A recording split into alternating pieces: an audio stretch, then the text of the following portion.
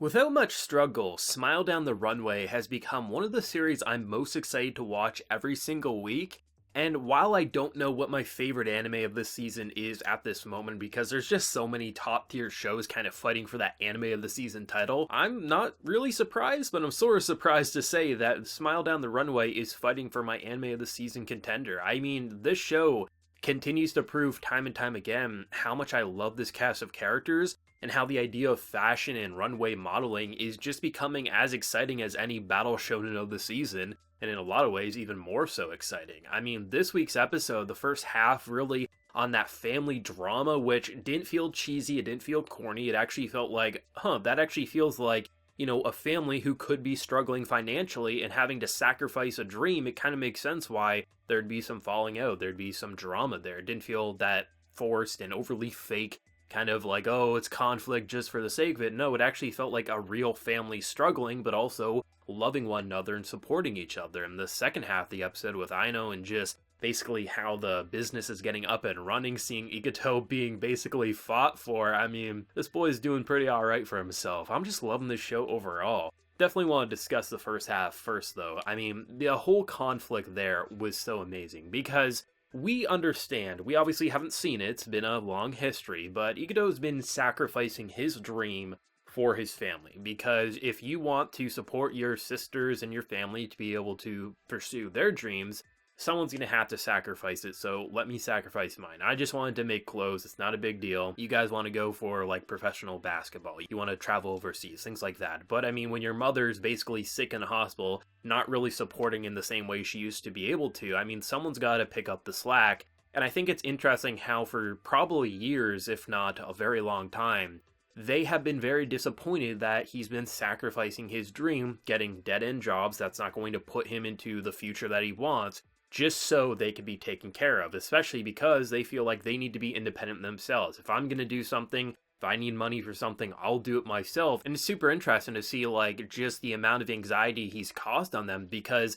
he hasn't really talked as much as he probably should have, most likely because he wasn't sure if he was going to get paid for this or not. But just to see like, where were you last night? You didn't even call, like thinking he's working some factory job. There's something that's not going to really push him in the direction that he wants to go. And I just love that, just seeing how there was such a misunderstanding because of all the times that he's been sacrificing his dream, to then the realization that no, I'm actually getting paid. This paycheck was from fashion.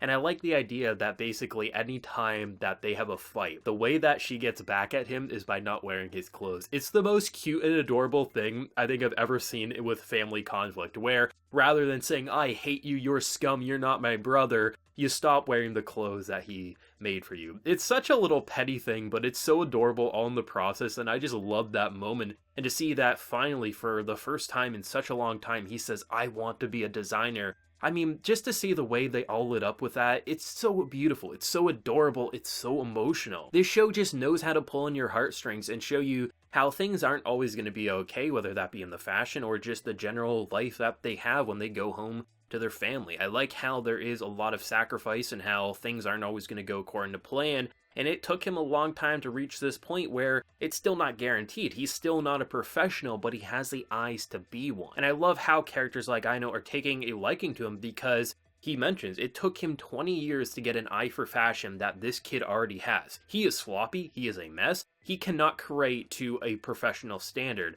But holy shit, within a matter of just looking, seeing like, how the hell did he realize I took the ribbon off of this girl's dress when he had no eyesight? He completely noticed just based on the shape of the dress, or how he sees how a professional should make this piece of clothing, and his diagram is almost perfect. It's obviously it's a mistake, but it still is way better than anyone should be able to do for his age and his lack of experience. The fact that they're going to such a degree to really show why this kid is special, and even though we can look at maybe Chuki's side and say, okay, someone who's too short for runway modeling, we can see maybe there actually would be a way to push her into the spotlight, because if you have enough clothing, you have enough, swag going on with you, you probably can break barriers. Okay, but what about Ikuto? How is he going to make up for a lack of experience? And I like how they're giving him a keen eye for fashion. Not like he's perfect and he can do everything 10 out of 10 every single time, but he has the eyes to be able to speed past things most people wouldn't be able to. And it doesn't feel like a plot device. It doesn't feel like convenience. There are plenty of people who have a natural habit to be able to do something in an industry. Whether you just learn how to program and you can basically do things that takes a lot of people years to be able to do, or you're a game developer, things like that. There's so many different things that most people are going to take a lot longer, but there will be those people who just have a natural talent for it. They can just immediately see how it's done and then are already ahead of the game. And I like that about his character. It makes it feel like he has a way to realistically improve at a steady pace, but not feel like he's just some plot device for the story at hand. This episode was definitely a lot less heavy than probably last week.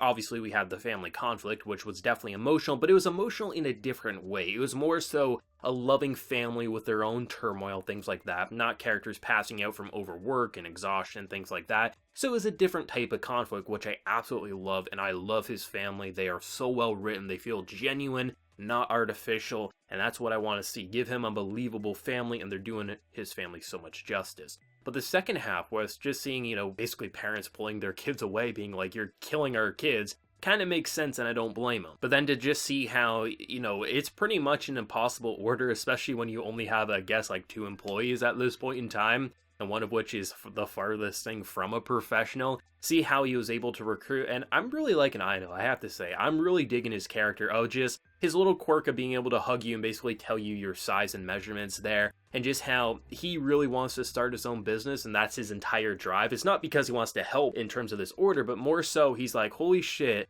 he shouldn't have been able to do this. I want to see where he's going to go. And I like the idea that there's actually going to be probably a competition for his abilities, because I kind of feel like his boss is kind of the person who will say, if you want to go work for somewhere else, go ahead. But if someone's offering him a position, he's going to be like, you best back off. I love that kind of like relationship he has with Bob. It's so cute and adorable, and that's kind of like this show in a nutshell. It's cute and adorable, but it's very stressful and adrenaline pumping. I'm really glad to see like the idea of just not letting some kid want to be a fashion designer because he likes to make clothes, because this is a very stressful and very draining industry. You have to do a lot of things that aren't about making clothes, the orders, the business sides, the sleepless nights. There's a lot of bullshit that goes into it, and I like how his dream pretty much just relates to wanting to see people smile, wanting to make those clothes for people to smile, and wherever they are, as long as he can bring about that happiness, his job is done. And for his boss, it's to get into the Paris Fashion Week and getting more and more close to having his big breakthrough and making his brand something to really focus in on. So I'm liking how they're actually exploring Ito and just the overall idea of fashion in general to make it feel like a really real and breathing environment. Not just some like setting where bad things happen and we see some pretty dresses. No, we're kind of feeling the magical,